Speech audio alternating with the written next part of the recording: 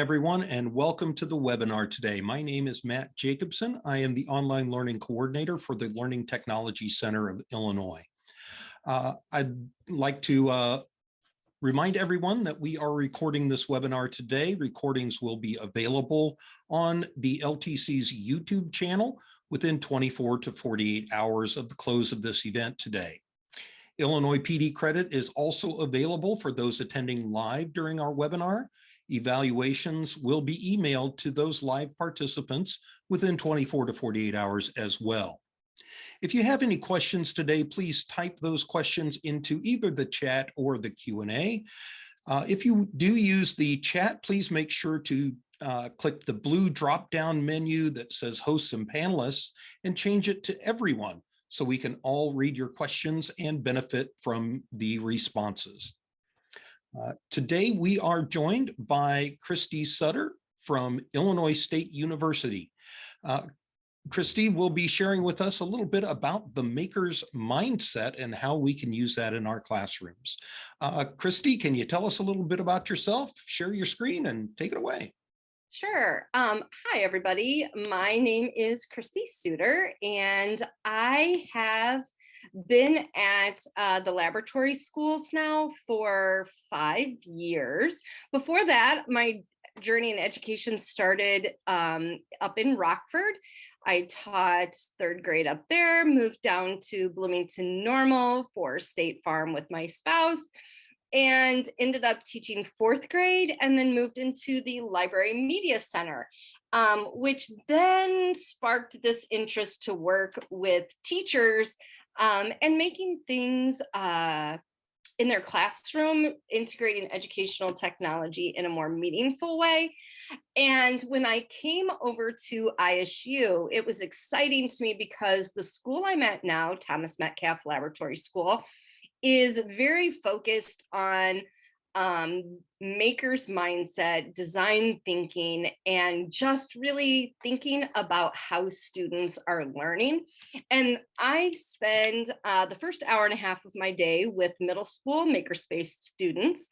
Then the remainder of my day, I coach teachers and help them bring innovative ideas and practices into their classroom. I also teach 3 classes for ISU. I am teaching the educational technology class for undergraduates, co-teaching that actually. And then I teach a couple sections of inquiry-based science. So it's really introducing the inquiry model to our pre-service teachers and getting them familiar with that format of teaching instead of just the way they learned science before. And so I think that the thing I loved or found most intriguing when I came to the laboratory schools was the ability to try things out, the willingness for our faculty and staff to fail and move forward and understand that everything doesn't have to go perfectly because we are a research school. So I'm here to talk today about developing that maker's mindset with your students, and with the caveat of trying to innovate not only in your classroom, but help your students become a little bit more innovative in that realm. So I wanted to start off with the maker movement. It's really developing or has developed over time. I think the last 5 years when I first came here, Makerspace had been a class here at Metcalf for 2 years beforehand. So they really were towards the beginning of that change over. It's become much more mainstream now. And I really think that the reasoning behind it is because we're just trying to give our students some of that creative confidence that they need to have agency in the classroom. I think when we have a maker's mindset, or when our students are focused on being makers, they're focused on problems. They're focused on developing those critical thinking skills, communicating with each other, collaboration. And I love the iterative cycle of design and getting them to understand that really they're capable of so much more than just prototyping. Prototyping is a great portion of the maker movement, but I love that my students feel empowered to actually make change. And that's what I think is exciting about this maker space here at Metcalf. So this is a picture of my classroom. I am super lucky to have quite a beautiful space. But I want to today really step away from you thinking that makerspace or maker's mindset is about the physical space.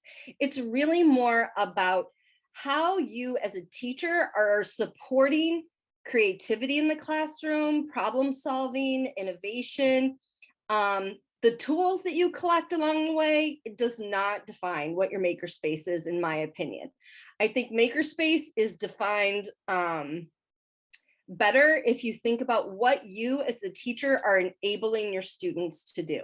So taking that problem solving and transforming your everyday obstacles and giving your students that opportunity to really dig in and define that they want to identify this as a problem in their life, and that really there are no limits. They can improve their quality of education, their sports experience, their whatever it might be, just through their creativity and problem solving. And so to me, that's really what maker mindset is. I think a maker space, whether it be a space in your classroom or an actual class that the students go to, I really see that more as a place where students start to understand that the world needs their ideas and solutions just as much as other as adults, right? So here in our makerspace, I give my students a lot of opportunities to explore different things, whatever's really most interesting to them. You can see we're doing some coding with drones. In the middle, the kids are playing games that they created. This group created surrounding the sustainable development goals. We do design challenges. What we've noticed, I guess, here at Metcalf is that our students are really good at doing school, in air quotes.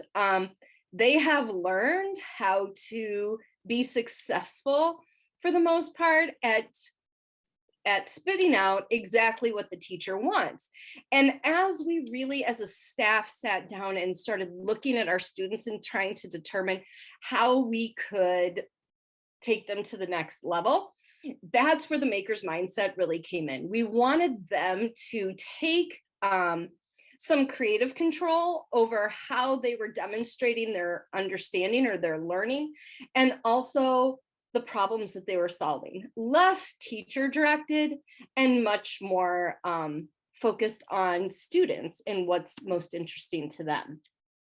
So, like I said in the beginning, I really don't think that your space in your classroom defines that maker movement. I think that your mindset and the mindset that you establish in your classroom through classroom culture really makes a maker space or helps you identify that those key the key things that are essential to the maker's mindset for students. So again, I think that that is creative confidence, having the confidence, our students having confidence to notice a problem that they're having. And I'm going to give you some examples as we go through today of some of the problems that came up in our school and some of the solutions that students have developed to go along with them.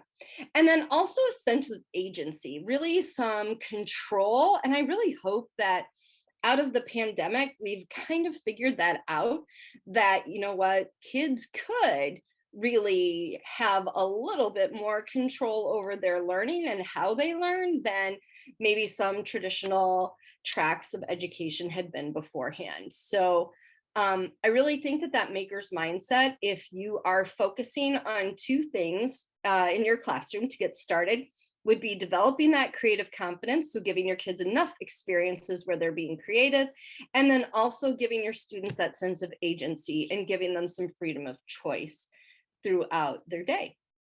So let's go ahead and keep going here. As far as the maker's mindset goes, I think maker-centered learning teaches our kids some of those essential skills, like we know, right? The 4 C's, 6 C's, whatever we're focusing on right now. But with the opportunities that you're providing, with the resources that you're providing your students, our students are experimenting, they're building, they're taking risks, they're making mistakes, all while they're learning that critical thinking that's essential for future, to be future ready, how to collaborate with each other, maybe how to communicate more effectively with their teacher or with their classmates.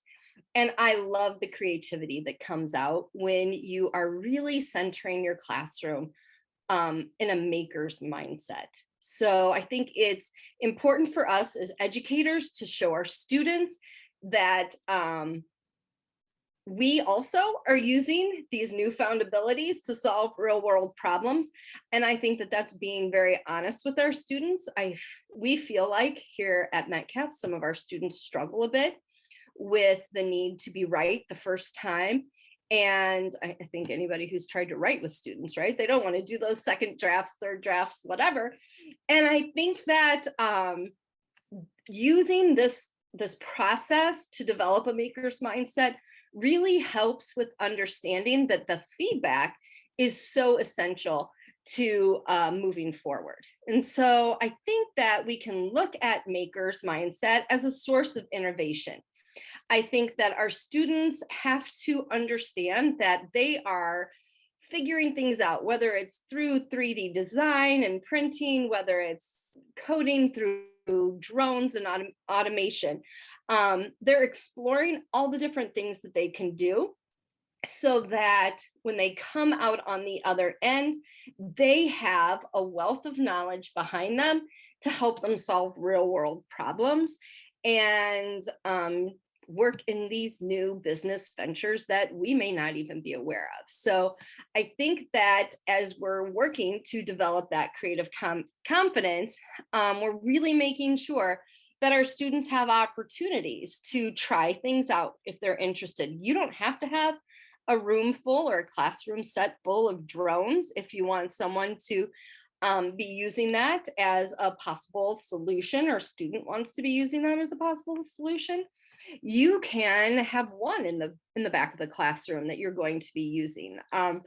Have those take apart stations. That is one of the best tools for developing a maker's mindset. You can't really think about how you're going to design and build and improve on products or situations unless you've had a chance to really deconstruct something. And so I want you to make sure that you have opportunities for those kinds of things in your day. So a little freedom to leave students working on their own. I have noticed since I've been here at Metcalf that the maker's mindset really is highlighting our students' ability to be creative. They have solutions in their mind, whether they're playing in kindergarten and using that as options, or if they're working alone on a project for their classroom, or if they are working with others in their in their studies, or if they're just popping into the makerspace to explore something.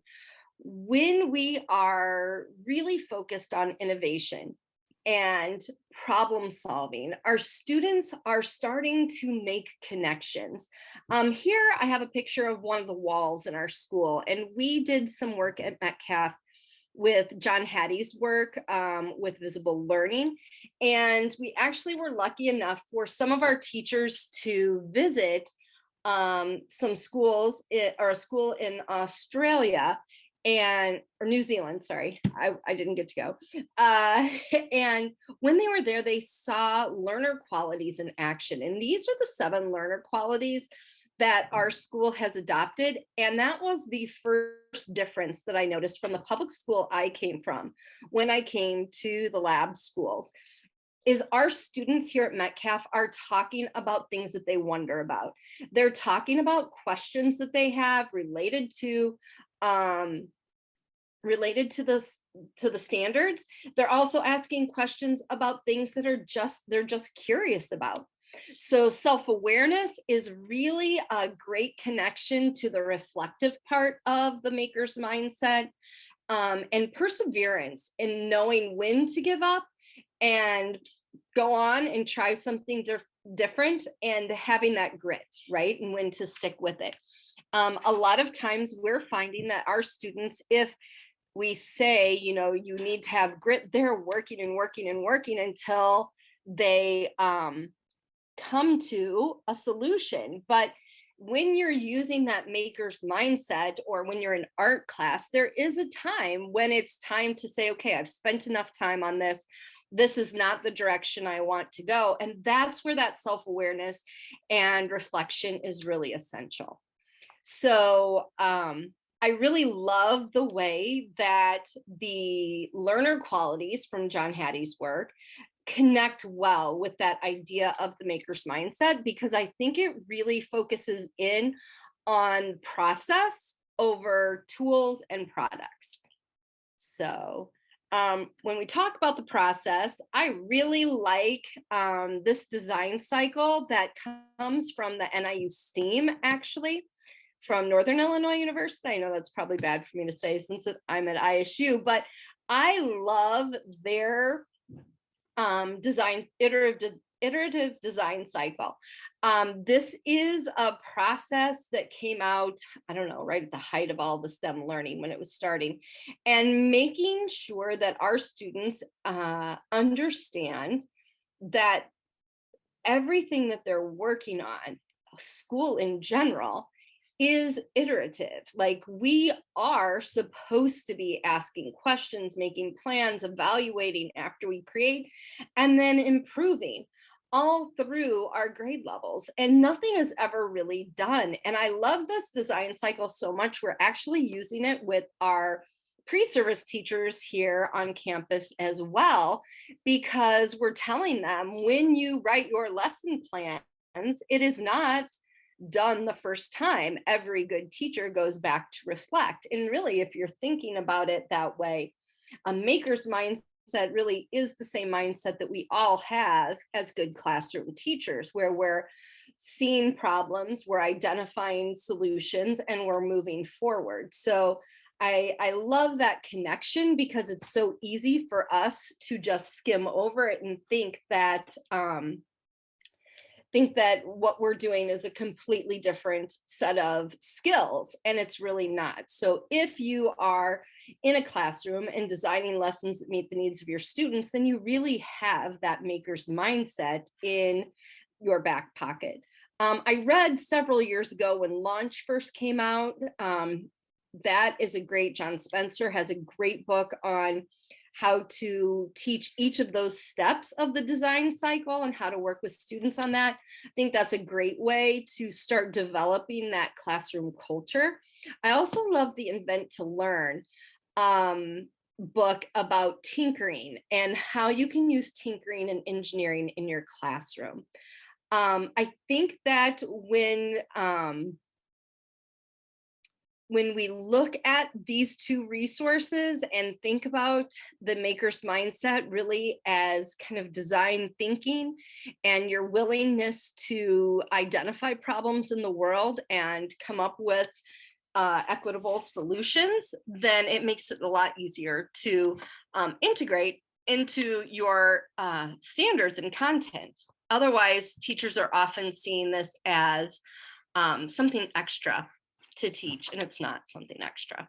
It should really be integrated into everything. And so if you look at this design cycle, from NIU STEAM, you'll notice that it can be applied to just about anything. It can be applied to writing, it could be your new writing cycle. It can be your, it can be like how you work your way through science explorations. It works with just about any project. And that's what we like about it here at Metcalf. So, oops, sorry. Let's go to the first step. And I want to talk just about some of the tools that I like to use with this. And I'm not going to show the video for the question formulation technique. Instead, we're just going to talk about it. If you aren't familiar with the Right Question Institute and their question formulation technique, you definitely need to check it out. I've done the QFT question formulation technique with anyone down to kindergarten, where we are just looking at a topic and identifying all the questions that we have about that topic. Then once they have written those questions out, you give them 5 more minutes. And then as a group, they come up with more questions, and no question is too silly or not specific enough for the kids to record. And that's what I love about it, because you'll notice when students go through this format, their original questions are usually very concrete and closed off. As you're pushing them to develop more and more questions about a topic, that's when you start to get those deeper, more open-ended questions. And that's really what we want out of this maker's mindset. We don't want an answer where you just can go to Google and find it, right? The maker's mindset is thinking about all the different ways that you can improve on a process or a product or something like that. So really getting your students to understand how to ask good questions is essential. And I really love, like I said, the question formulation technique from the Right Question Institute. And at the end, I'll share the presentation with you, so you can watch that video on your own, but it's not worth us doing it right now. So the second step, and when we are doing this with my younger students, we kind of skip over the arrows in between and go right to plan. When our students are planning, it is essential that we are dedicating time. The more time we spend on developing that classroom culture where we're asking questions and giving students time to plan before they ever are allowed to work, that is our time where we are creating that maker's mindset. We're getting them to see how essential that that pre-planning time is. And so I think that this is honestly one of the most essential parts of the maker's mindset in our school, I guess, is our students really wanted to skip over this.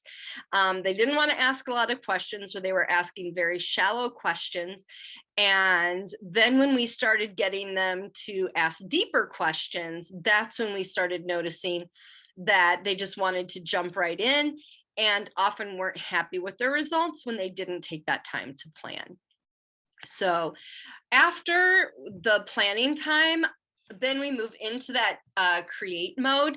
And at our school, we have created several innovation hubs so that teachers can check them out and bring them into the classroom. Maybe it's a 3D printing cart, maybe it's a maker cart, podcasting cart.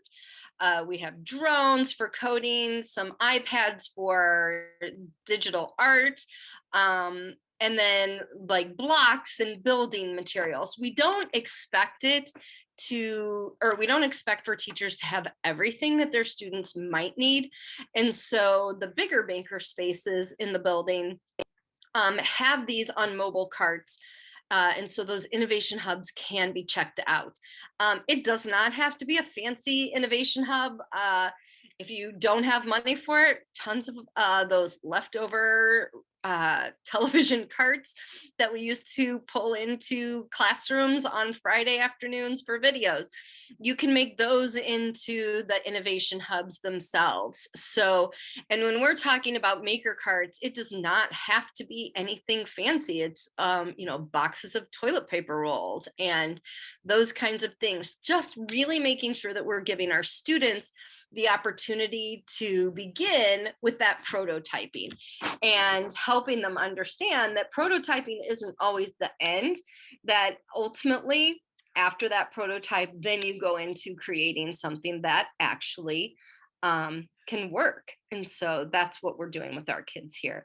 So during that create phase, we have a lot of carts available in our maker spaces for teachers to check out so that they can not be responsible for having all of those materials at once. If you have old science kits or things like that that are no longer being used, I know most schools I've been at have that closet that's just full of old materials. That is the perfect place to start compiling those materials onto a cart that can be wheeled into a classroom. So again, I don't want you to feel like the maker's mindset is about things as much as giving students that opportunity to come up with solutions to problems and create solutions. I think, though, that when I came to Metcalf, we noticed that students struggled, and I think I mentioned this earlier, with wanting to be successful the first time. And so we really worked hard on developing the understanding that our students don't, or success is about iteration. And so when we are looking at this evaluate phase of the design cycle with that maker's mindset, we're really viewing mistakes or iterations as just one step closer. And we often use the iPhone as an example for that with our students, because the iPhone, works every year. What we have works, but every year they give us something new because they've taken time to evaluate what patterns they see from feedback, what they're noticing. They're breaking it down, and they're really focusing in on how they can make the user experience even better. And I think that that is essential to that maker's mindset, so that students can understand that evaluation is really just looking for your next steps, how you can improve and make your solution to whatever problem it is you're looking at even more valuable. And in this case, we do use the traditional computational thinking method with our students. So that decomposition, so looking at what the problem is and decomposing it and putting it into those sections, identifying patterns in experiences, and then narrowing it down to just that one topic that they are going to work on for the next improvement. And that really is helping our students with that evaluation part of the mindset. So understanding how they can move forward. So we do use just the traditional computational thinking, those 4 steps.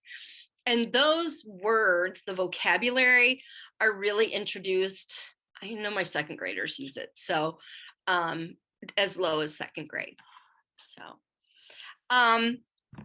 it's important to expose our elementary and middle school students to design challenges so that they can have some hands-on experiences in problem solving, and they can use creativity and know how to move that forward. And so I think that one of the essential ways of developing a maker's mindset with your students is to let them engage in design challenges often. I have 1st grade classes that I push into where we are doing design challenges once or twice a month, so that the kids have that experience of failing and the iterative cycle early on, so that they're really developing that maker's mindset early, when they are willing to take the risks and not as self-conscious as maybe my middle schoolers might be. So I do love the Creative Confidence book that's out there. So I did put that in there for you. I think that we as teachers, if we want our students to start to develop that maker's mindset, we have to make sure that we're allowing our kids time to experiment, to be creative, to learn through as they apply the design cycle steps. And then that way they're really looking at solving real world problems. I do like the DIY website. There are some great challenges on there, but what we've really connected with here at Metcalf are the sustainable development goals. We are encouraging our students to use the sustainable development goals as motivation for designing solutions for the future. And I think that that is really important with the kids, because it is a real world problem. We're trying to develop ideas for how to end world hunger. We're trying to develop ideas for a cleaner environment. And what I like doing with my younger students is taking those sustainable development goals and looking at our school community. Then as they get into the upper elementary, we're taking those sustainable development goals and looking at Illinois State University as a campus. And we're just kind of broadening it so that we're not overwhelming them with how are we going to end world hunger, because a first grader doesn't really understand who's hungry and where they are and what the reasons are. But our students can identify through surveys, through other things, ways to notice who where there's gender equality issues in our school and that kind of thing. So if you're not familiar with the sustainable development goals, I did link both of these icons in the presentation to the websites. But I think it's really a focus on human-centered problems and getting students to understand that they can do more, maybe with this mindset, than just build a house that won't be blown down with the Three Little Pigs STEM challenge, right? I've seen so many benefits from the maker's mindset in our school, because really, when I look at the idea behind maker's mindset, it is really an embodiment of differentiation and personalized learning, because this way students are identifying what they're passionate about and working towards solutions that they find most interesting. And so it's awesome, because here at Metcalf, we are part of the Heart of Illinois Low Incidence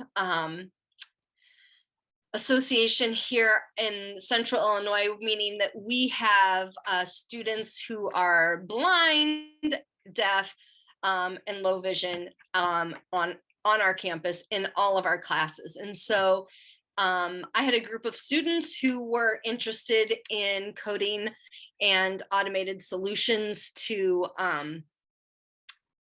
their problem was the forest fires that were happening out in California. And they thought that they could design a solution for dropping saplings into the areas that once had been covered with forest fire.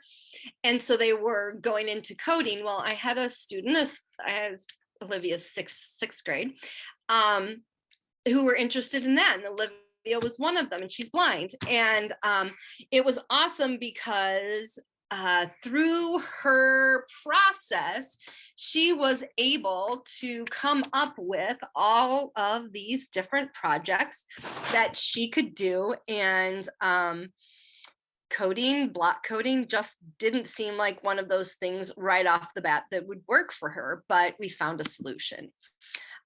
One of the things that I was most excited about in the fall of the pandemic, we were still teaching this kind of thing at home, and I was asking my seventh grade students to identify a problem that they were experiencing and design a solution to it. That's what their assignment was. And one of the boys decided that his problem at home, when we were still Zooming in, was that he had a hard time determining when he was supposed to be on and when he wasn't. So instead of just looking for a solution that's already out there, he built a Google Chrome app that was specific to our school that had our schedule and Zoom links in there. So students, 3rd through 8th grade, could just go in and select what grade they're in and who their homeroom teachers were, and all of their Zoom links were there. And that it would ding for them as soon as they as soon as it was time for them to log in, their Chromebook would ding. So these are just solutions to everyday problems that our kids are having. And we want the kids to, with that maker's mindset, actually put those ideas to the test. We want them to actually create. This isn't something that you have to know everything. That's what I love about it, because I had no idea how to actually create that Google app through the Chrome store. But together with his research, we were able to make that happen. So I think that maker's mindset and the benefits of the maker's mindset, number one, is giving your students that agency to make change. I think their ability to collaborate and listen to each other and get feedback. I love that with the maker's mindset, our students are valuing feedback over what a final score would be. So they are seeking out communication or conferences with other students in the class to talk through problem solving. It takes a lot of that from me standing at the front of the room presenting something, and they are really problem solving and working through things together, which I think is the beauty of the makers movement, because it's community centered. And I think that it's neat to just see that happen naturally in a classroom when you are willing to let your students take over that way. So yeah, our kids are looking for that feedback. They want that feedback not only from me, but from other people. And I think, like, we see it in game shows, right, all the time. And so you can phone a friend or whatever it was on that game show, but that's what our kids are wanting to do. There is no right or wrong answer. So it's not now, with the maker's mindset, about memorizing and having a set of knowledge. It's more about that ability to find someone who might know it or who might be able to give you the feedback that you need. So it's a good thing to remember with that. Like I mentioned earlier, maker's mindset is all about understanding that mistakes are what learning is. I think, was it Albert Einstein who said something about the only way you would never make a mistake is if you were never trying anything new. And I know that's not his exact quote, but something to that effect, right? And everybody's going to make mistakes. Our students need to see that as teachers, we have a maker's mindset, that we're willing to try something and celebrate being one step closer and knowing exactly, how that mistake brought us closer to our end product. We really need to make those celebration. We have mistake moments in our classroom where we get into small groups and have discussions and talk about what mistakes were made and what we learned from it. I build that in once a week so that we're just making sure that we're all talking about it. And then it really has blossomed from just those mistake moments that we're sharing with each other to becoming a group think opportunity, which really is part of that makers movement as well. I think one of the other big steps in building that maker's mindset with your students is giving them time to reflect on everything. That reflection time will definitely help your students understand the process in which they arrived at this solution, help them give them time to think about what their next steps might be. In our makerspace class, and when I push in with all the grade levels when we're doing different maker projects, our students have that built-in reflection time. So the last 10 minutes of every class that I have is dedicated to reflection for our regular classes, and then we build it in to the lessons that we have when I push into classrooms. So you might be thinking, okay, sounds great, but how in the world do I even get started? And when we started really focusing in on the maker's mindset, we found several years ago this EdSurge article, like the 6 must-haves for developing that maker's mindset. And that's really how our school focused in. So time to play and explore, practice time, reflection, accountability, failure appreciation, and inspiration were those 6 steps. And that's really truly what we have embodied here at Metcalf as we've been trying to move forward with that maker's mindset. So I really, again, want to de-emphasize the technology part of building a maker's mindset and focus more on students learning by doing, students learning through that failure.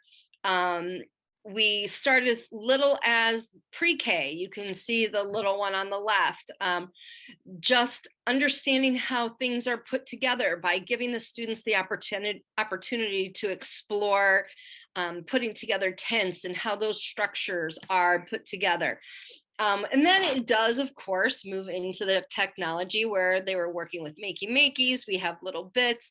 I love the Piper computer kits because it really does teach our students how electronics work, and it's an engaging, easy kit for teachers to use. If you're not familiar with the Piper computer kit, the students use a blueprint to build the physical part of a computer, and then the electrical and the wiring part is all done through a Raspberry Pi.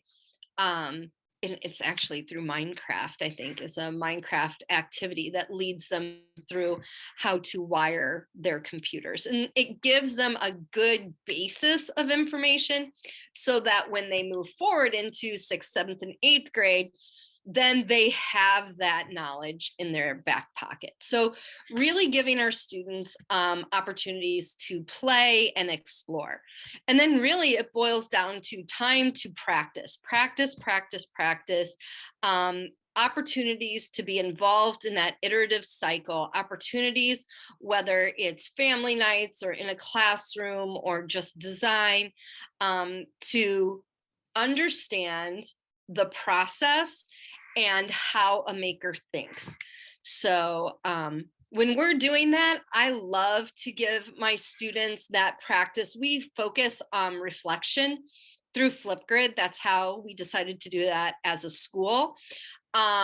With the design cycle that I shared with you earlier, we did create Google templates for our school that has the ask, plan, create, and evaluate stages, so that any teacher, whatever project it might be, those are the same. It's the same format for the whole school, and that's in those shared that shared Google document template gallery. And I also have fallen in love with the Modern Classroom Project. If you're not familiar with the Modern Classroom Project, it's mastery-based and self-paced learning for students. I did not use it until maybe that last section of the pandemic when we were at home. But I have loved it in my classrooms since we've been back face to face. It's really putting some structure to that self-paced learning for your students. So as a person who likes to make sure that everything's in its place, I feel like the Modern Classroom Project has given me that structure or that format to follow.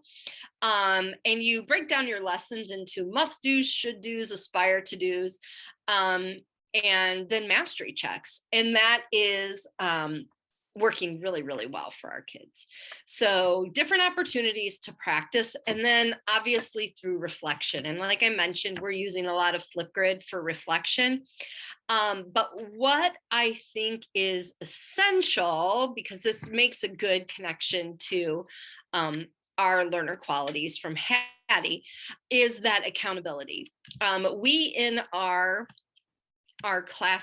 studio classes have gone away from the grades for our studio classes and gone more towards portfolio assessment. And so we give narratives instead of a grade. And I think that that is much more realistic. And so with that, we're just using a Google site. It might be Google Slides as far as like how to organize your learning and the learning path that you're on. I love Slip and Slide for that. To add an extra slide in. If you're not familiar with that extension, definitely check that one out. And then the Modern Classroom Project, like I mentioned before.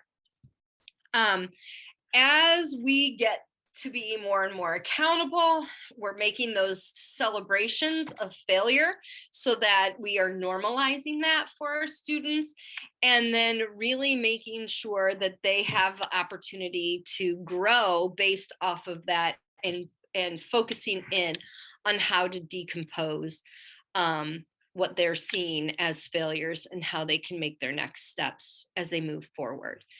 I think the last must-have from that EdSurge article for a maker's mindset is inspiration. And you have to think about how you're presenting those opportunities to students, whether you bring someone in. This is a guy from Southern Illinois University who was talking to my students about their robotics club down at Southern, but offering voice and choice for what your students might be interested in, and making that type of engagement even more natural, because it's not just our students looking to their peers, but also looking beyond the walls of our building for inspiration. And one of the places that I like to have my students go is to the National Inventors Hall of Fame, because I feel like there are some interesting innovations that happen there. And we've Zoomed with numerous people. If you're not familiar with Amazon's Young Engineering program, like we have Zoomed in with them and had tours of their Amazon warehouses and how automation is part of their process. Like there are just so many takeaways from not having to bring people into our classrooms anymore, and being limited to just what we have access to. And so I think really focusing in on that inspiration is important for our kids. So that is really where we started when we at Metcalf wanted to dedicate time to building that maker's mindset. And I think the pandemic hopefully taught us that project-based learning and problem-focused learning works, because we all kind of stepped away from that. And if you haven't, or if you're not familiar with Jennifer Williams' book, Teach Boldly, She has some great ideas for building that maker's mindset in there and doing it for social good.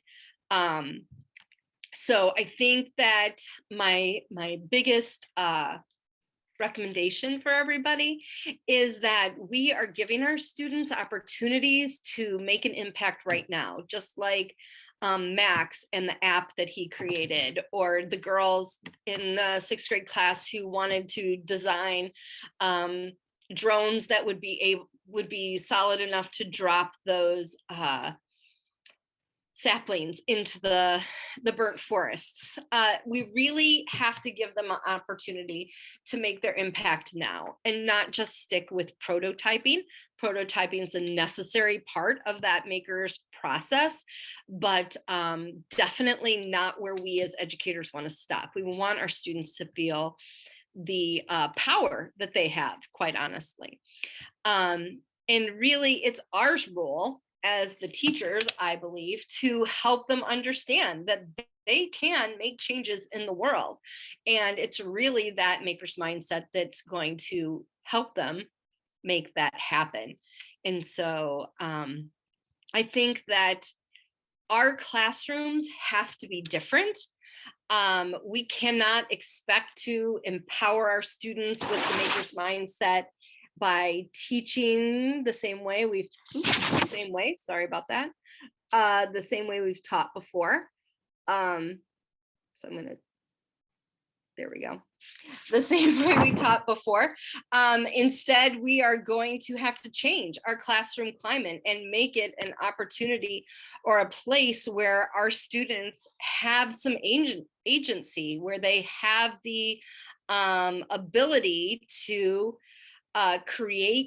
identify problems and create solutions. And so I think that that is my end to this. I don't know if you have any questions. I do in the presentation have links to some of the books that I use. There's a reading list. This is my library love at the end here. Also some of the technology tools, nothing super fancy, very basic things, but some of the places that you might want to find some of those resources. And then I guess, Matt, if we want to open this up, we have a few people left. If they want to ask questions, I'm happy to answer any questions. Otherwise, throw it in the chat and I'm happy to talk about whatever you guys want to talk about. Thanks for having me. Have a good one.